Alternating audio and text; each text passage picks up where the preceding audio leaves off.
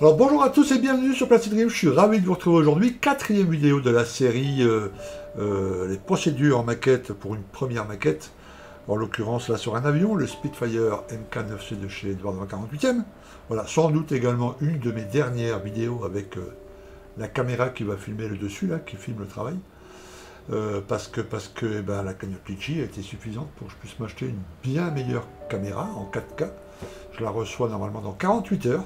Je regarde là parce qu'elle est juste là.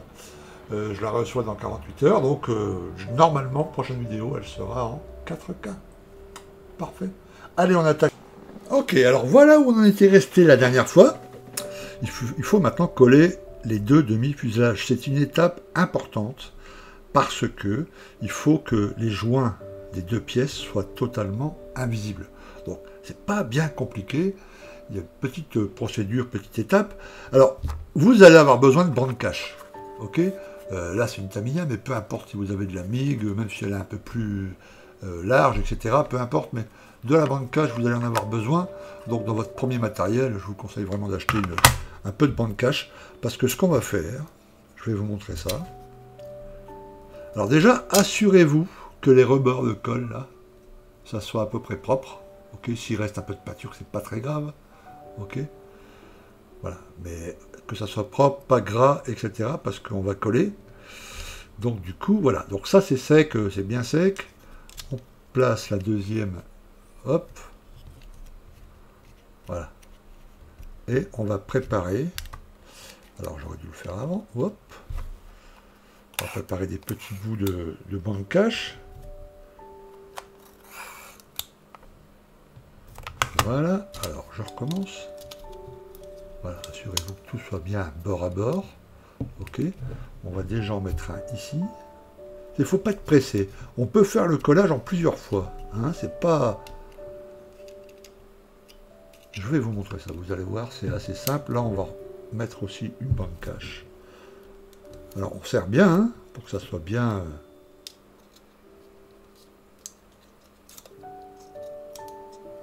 Voilà, voilà.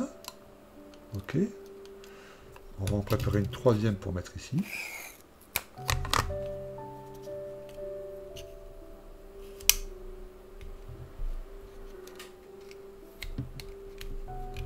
Ok, c'est parfait. Alors maintenant, ce qu'il faut faire attention, comme on a mis les bandes cache, c'est de ne pas trop mettre de colle sous les bandes cache.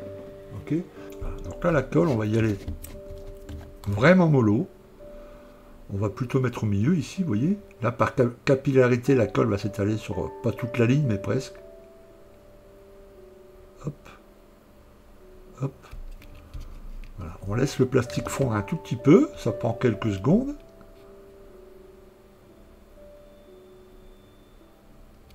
Voilà. Et après, on serre. Là, le dessus, c'est OK. On va faire l'arrondi. Alors, pour pincer le bout, là, j'ai des petites pinces.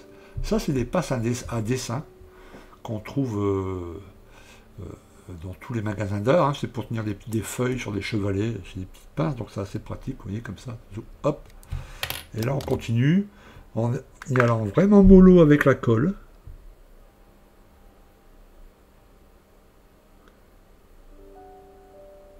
Voilà. On laisse la colle un peu, hop, on appuie. On s'approche pas trop près de la bande cache là. Voilà. Ok, on y va aussi là à l'intérieur. Voilà. Et là on peut placer une petite pince. Ok, comme ça on a assuré d'un bon collage. On passe sur le dessous.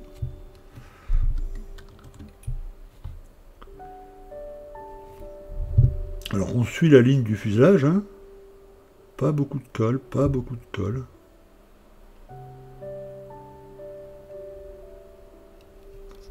Voilà. On attend un peu et hop.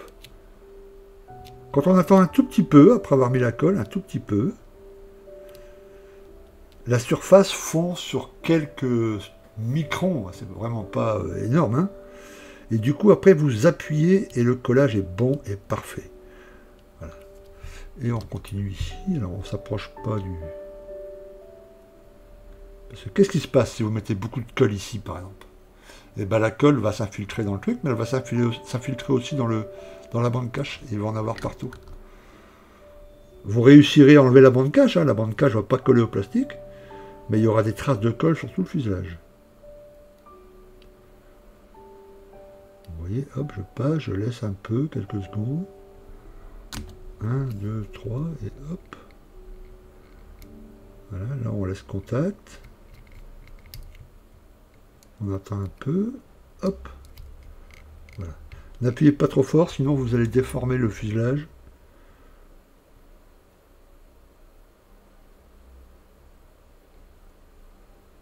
Voilà, là j'ai mis une petite goutte de colle. Vous voyez, ça coule presque. Alors quand c'est comme ça, c'est très bien. Puisque, enfin, c'est très bien. C'est très bien que ça m'arrive, parce que comme ça, je peux vous donner une petite explication. Parce que en tant que débutant, ça risque de vous arriver. Vous voyez, là, j'ai un peu trop mis de colle. Je n'ai pas assez rincé mon pinceau. Ok.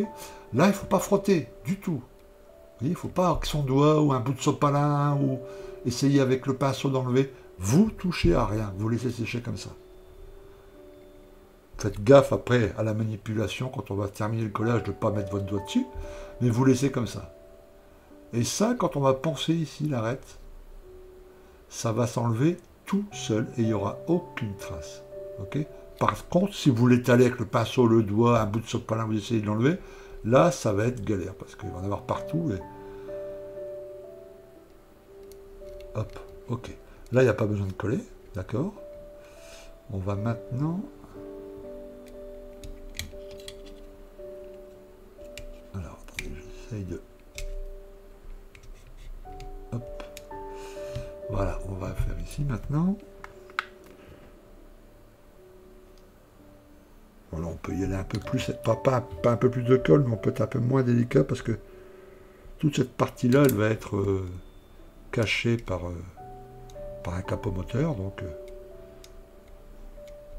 voilà. On vérifie ici aussi. On va mettre une petite boucle là. Voilà. C'est important que tout soit vraiment bien collé. Voilà, oui, là ça prend immédiatement. Il nous reste le capot là autour un peu. Voilà aussi, il va y avoir un capot moteur, donc si vous faites une petite trace de colle, c'est pas un problème. Voilà, et puis maintenant on va terminer par cette surface là.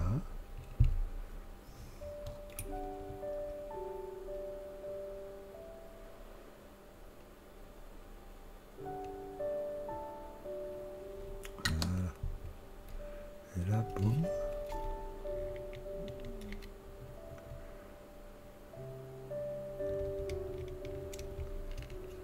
Voilà. Donc là, vous avez l'impression que c'est ouvert, mais en fait, non, hein, c'est un peu de peinture noire du cockpit en dessous. Donc ça donne cette impression qu'il y a un jour, mais il n'y a pas de jour du tout. Hein. C'est bien collé, là, c'est impeccable. Voilà. Et après, voilà, quand c'est fait comme ça, hop, il faut... on laisse sécher. Là, je vais laisser au moins 4 heures.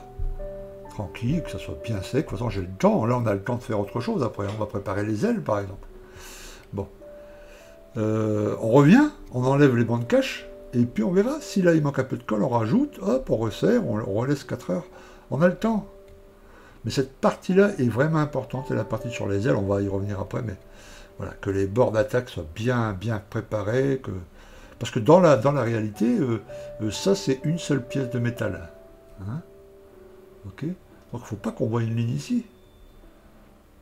Hein, pareil pour ces arrondis ici, c'est une seule pièce de métal, donc il faut reproduire ça. Et s'assurer tout d'abord que le collage est parfait. Voilà. Donc là, on va laisser sécher 4 heures, et pendant ce temps-là, ben, je vous propose de préparer les ailes. Là aussi, hein, c'est un peu de peinture, on a l'impression qu'il y a un petit jour. En fait, pas du tout. Allez, on se met sur les ailes maintenant, pendant que ça sèche. Ok, les ailes. Donc voilà, sur la notice. Alors en général, il y a beaucoup d'avions comme ça, où il faut monter les puits de train avant de fermer, d'assembler les deux demi-ailes. Ok.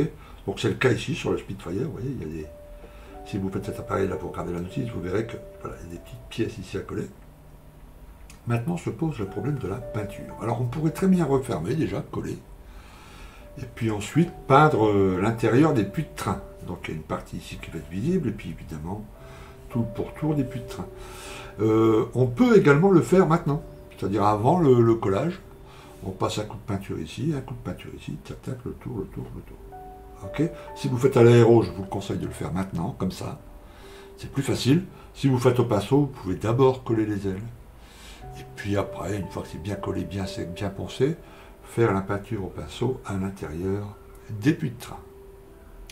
Ok, alors pour cet appareil spécifique, l'intérieur des puits de train est identique à la couleur du dessous de l'appareil. Donc on va pouvoir tout peindre en même temps. Donc c'est parfait, pas besoin de le peindre maintenant. Alors le collage des ailes, comme le demi-fuselage, hein, on fait attention. Alors toujours à la bande cache si vous n'avez pas de pince. Si vous avez des pinces, évidemment, ce qui va être notre cas ici, hop, hop, hop, hop, hop. Voilà, on fait attention que tout soit bien aligné.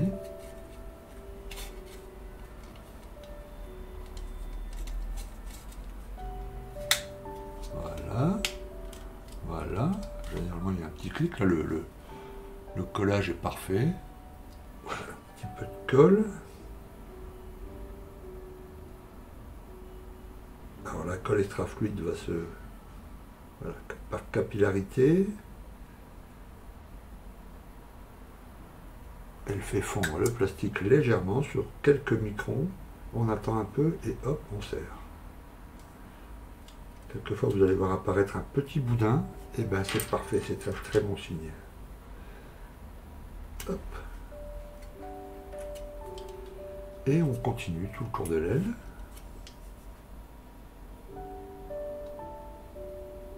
Parce que cette ligne doit absolument plus se voir. Hein.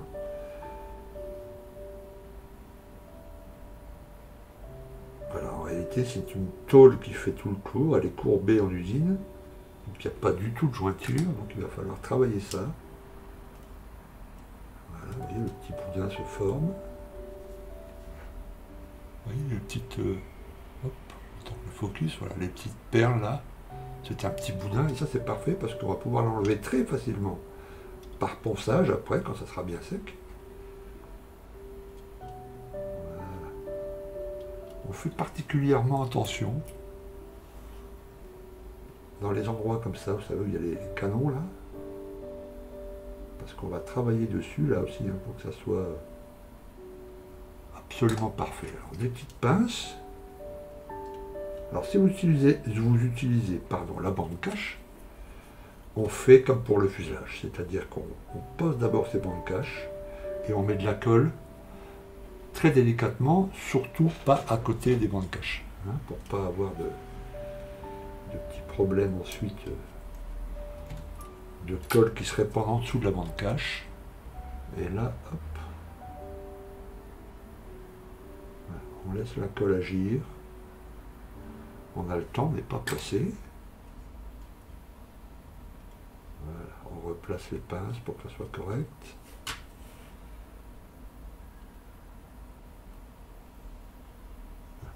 Dans le cas où vous aurez par exemple l'aile supérieure ou l'aile inférieure qui est un petit peu tordue dans la boîte, un petit peu voilée, disons, pas tordue, il ne faut pas exagérer, mais voilée, et bien il faut procéder en deux étapes. C'est-à-dire que vous collez d'abord cette partie-là, par exemple, et là, vous attendez au moins 2 heures que la colle soit bien prise. Okay, et ensuite, vous faites l'autre partie, toujours en la tenant avec des pinces, et tout va se remettre, va se dévoiler, je ne sais pas comment on pourrait dire, va se remettre droit comme il faut, quoi, sans... Hop. C'est juste qu'il faut procéder étape par étape. Il ne faut pas être pressé.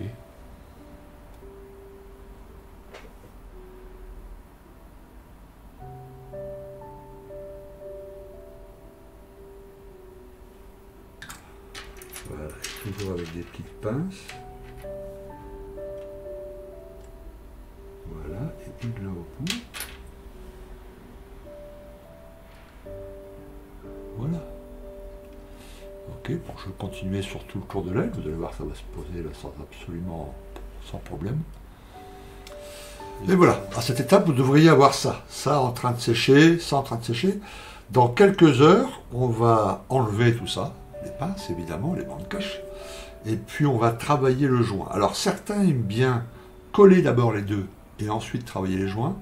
D'autres préfèrent, pour une question de manipulation, bien faire les joints ici, bien faire les joints sur le fuselage, assembler les deux et puis enfin travailler le petit joint qui est ici. Ok, alors, il est temps d'enlever tout ça puisque c'est bien sec maintenant.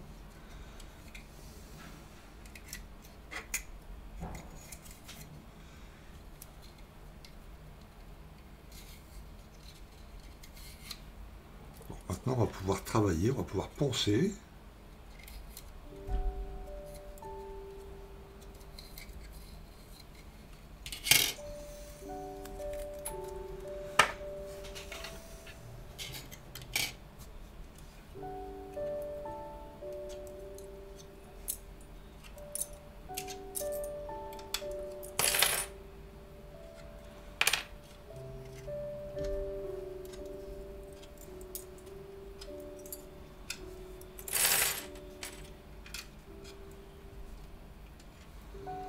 Très bien.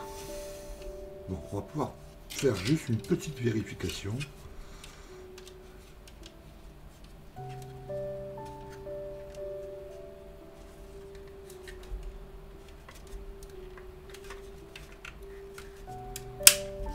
Voilà. Donc là on a un joint qui est absolument parfait. Comme vous pouvez le voir en dessous là. Hop. Sur les bords des ailes et tout, donc c'est vraiment nickel. Très bien, allez, on enlève. Et puis maintenant, on va travailler donc tous les joints, tous les raccords pour que ça soit absolument parfait. Alors, pour le ponçage, on utilise des bâtons de mousse ou des feuilles de mousse. Voilà, c'est du Tamiya. J'en ai une 2000, j'en ai une 3000 qui est ici. Voilà, alors on peut les couper hein, pour les adapter à la forme, etc. On va faire des plus petits, des plus gros. Donc on commence par le 2000, on va terminer par le 3000. Ça existe aussi sous forme de petits bâtonnets comme ça. D'accord. Ici. C'est généralement ce qu'utilisent les filles pour faire leurs ongles. Donc voilà, on commence par ici, après ici, après ici. Il y a pas mal de petites choses comme ça pour poncer. Évitez de prendre une lime avec une surface dure parce que vous voyez, tout est arrondi. Donc si vous poncez par exemple avec une lime comme celle-ci, en métal, ok, et ben à force ça va plus être arrondi, il va y avoir un espace bien droit là, et ça va gâcher tout l'arrondi de la machine, ok. Donc on commence avec le 2000 et on commence tout doucement. On fait plutôt des petits ronds de temps en temps. Voilà, et on verra s'il y a besoin de putty. C'est pas maintenant qu'on met du putty, hein. On ponce déjà d'abord tous les joints. On évite de trop s'étaler et d'en mettre partout parce que là ça va, il n'y a pas de détails, donc je peux me permettre de faire ça. Ici il y a plein de détails, des rivets, etc. sur la queue. Donc il faut plutôt être voilà, et pas y aller comme un buteur. On va effacer évidemment tous les petits détails. Alors après il existe des outils plus spécifiques pour faire ce genre de travail. Mais quand on est vraiment débutant, voilà, on n'achète pas, on ne va pas investir dans des machines spéciales pour poncer les arrondis. Donc avec un truc de mousse, si on va tout doucement,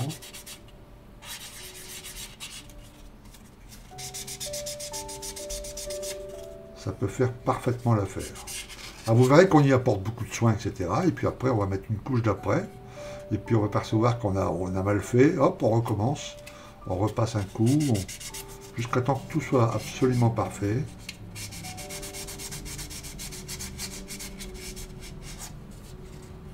Voilà.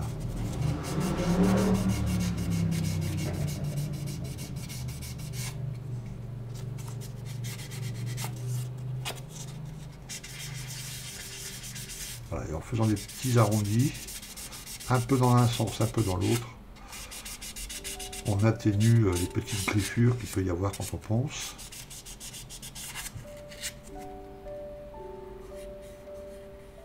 Voilà, bah là déjà tu vois, ça me semble sur le dessus, ça me semble plutôt pas mal.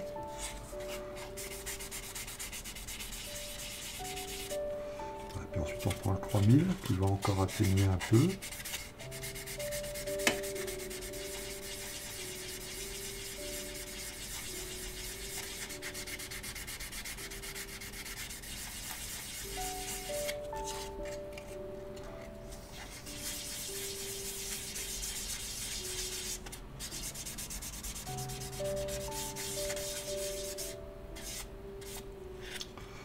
Voilà. Là, on voit que sur le dessus, par exemple,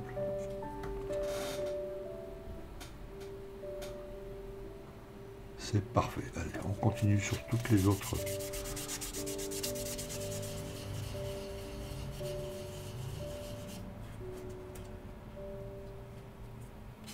Alors ici, on fait, on fait encore plus attention, hein, parce que l'arrondi, il faut vraiment le garder. Il faut vraiment que ça soit un joli arrondi, bien fin, sans... Voilà.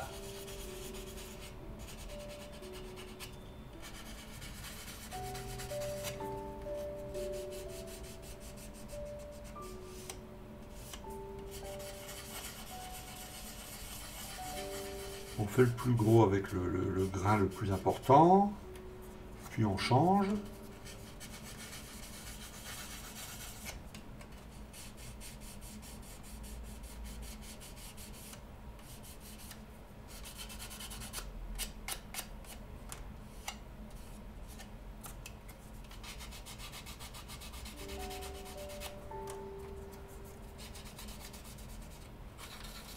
Et on est patient. Ça prend du temps, hein. Ça prend du temps. C'est pas...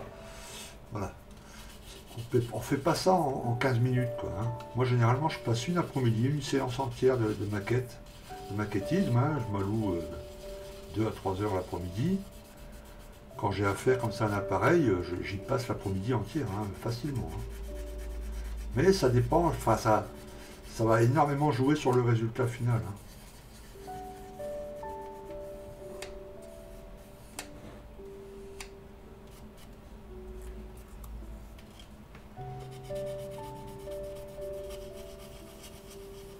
Ok, voilà, vous avez pensé le tout. Alors, vous pouvez aussi utiliser un peu d'eau, hein. Tremper votre petit bâton mousse dans un peu d'eau.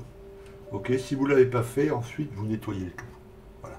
Si vous avez une légère coloration à l'endroit, décoloration, pardon, le plastique est un peu plus blanc. C'est normal, c'est pas très grave, à l'après ça va partir. Ok, voilà, une fois qu'on a bien dépoussiéré, hop, il y a un petit poil, on s'aperçoit qu'il y a des petits endroits tout de même. C'est vraiment très léger, là on va le voir au reflet, voilà, où le plastique est un peu... C'est pas encore net net, c'est là qu'on utilise du putty. Ok. Alors le putty pour débutants, je vous propose ce putty là. Alors c'est AK qui fait ça, alors je l'ai plié, mais c'est un putty de chez AK, c'est acrylique. L'avantage c'est qu'il sèche extrêmement vite. Ok. Vous avez exactement le même, je dois l'avoir ici, chez Valero. Enfin exactement le même, je veux dire. Un putty également acrylique. Ok. Des petits cure-dents. Et là, l'avantage, c'est que oui, il sèche extrêmement vite. Donc, on va le laisser sécher une vingtaine de minutes. Et dans 20 minutes, on pourra commencer à le poncer. Alors, on en prend un tout petit peu sur le cure-dent. Ok. Et puis, on passe. Il faut en mettre vraiment que sur la petite rainure qu'on veut enlever, évidemment.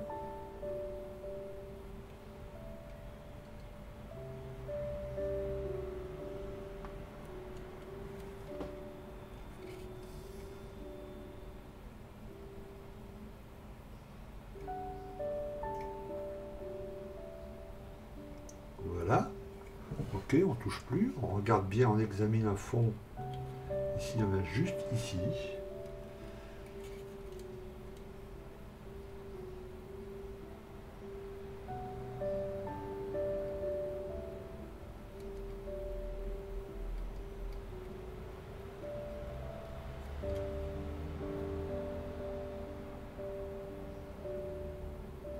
Même sur le cure-dent, vous verrez que il sèche assez vite.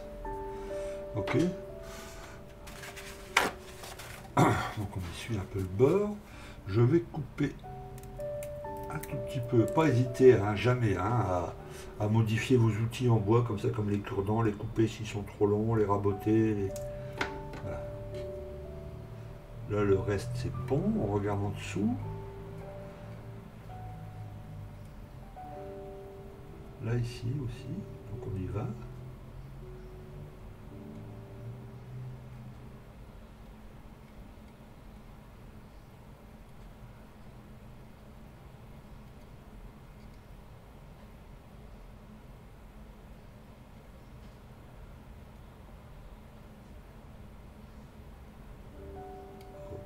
Ok.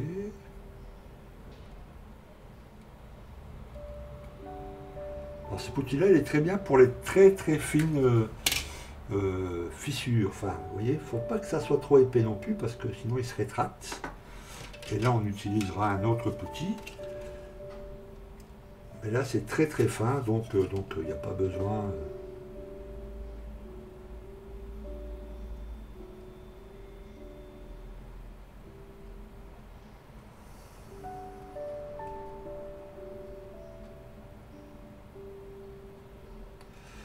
Voilà, je regarde de l'autre côté, ça a l'air d'aller.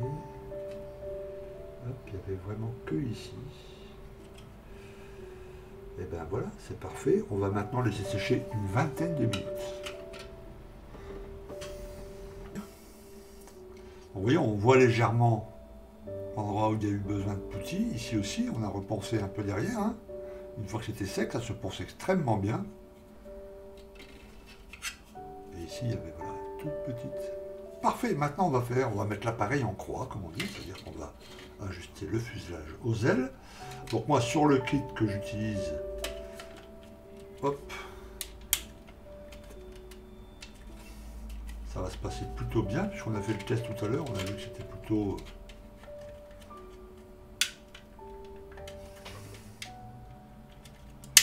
Alors hop, il faut trouver le petit truc.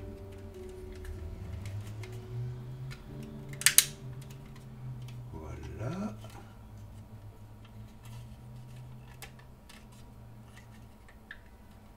Vous voyez, sur mon kit, c'est absolument parfait. Sur le vôtre, il est possible peut-être que à la jointure ici, L, fuselage, il manquera, il y aura une petite fissure. Donc là, une fois que ça sera sec, on va d'abord le coller. Donc toujours la colle extra fluide Tamiya, évidemment. Hop.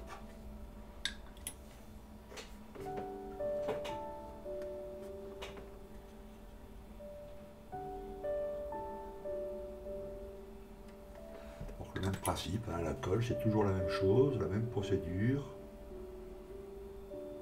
On place la colle, on attend quelques secondes et hop, on appuie un bon coup. On maintient si nécessaire. Ici, on va en mettre.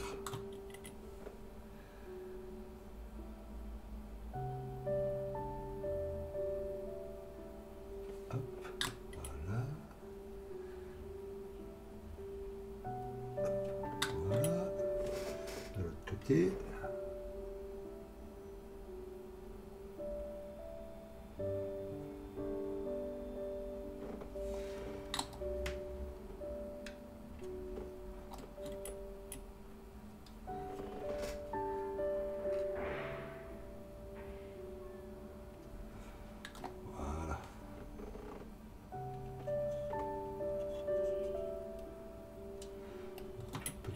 Ici.